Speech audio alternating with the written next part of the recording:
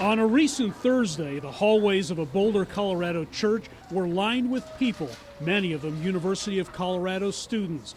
A mobile pantry run by the school was about to give away free food. As a group of staff got together and we're noticing that students were just really struggling to get through the day and not having access to enough food. So we started offering students food out of our own pockets, and then we thought, well, we live in a big institution, we should be able to provide some resources. Hannah Wilkes is in charge of distribution efforts like these, which are aimed at tackling food insecurity in the community and on campus. It's really tough to pay your rent and buy food and pay utilities and cover all those costs of college on top of it. It's tough for a lot of students. The problem gets comparatively little public attention, but it's very real. A 2021 Hope Center survey found that food insecurity affected 39% of students at two-year institutions and 29% of students at four-year colleges. The COVID-19 pandemic apparently made things worse. As many parents lost their jobs, students lost some of their financial support.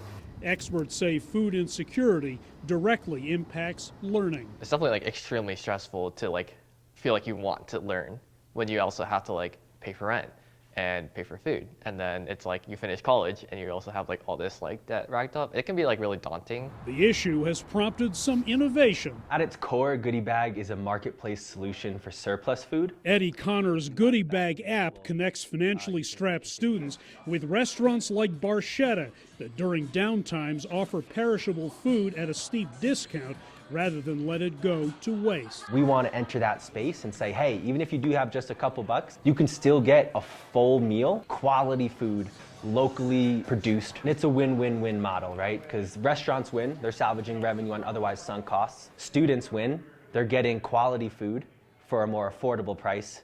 And our planet wins, because we're reducing food from going to the landfill. Wilkes says international students make up a disproportionate share of those who access these types of services. The cost is quite expensive recently, and especially for foreigners. So-called starving students have long been known for eating cheaply. I remember a semester going to give plasma to pay for food.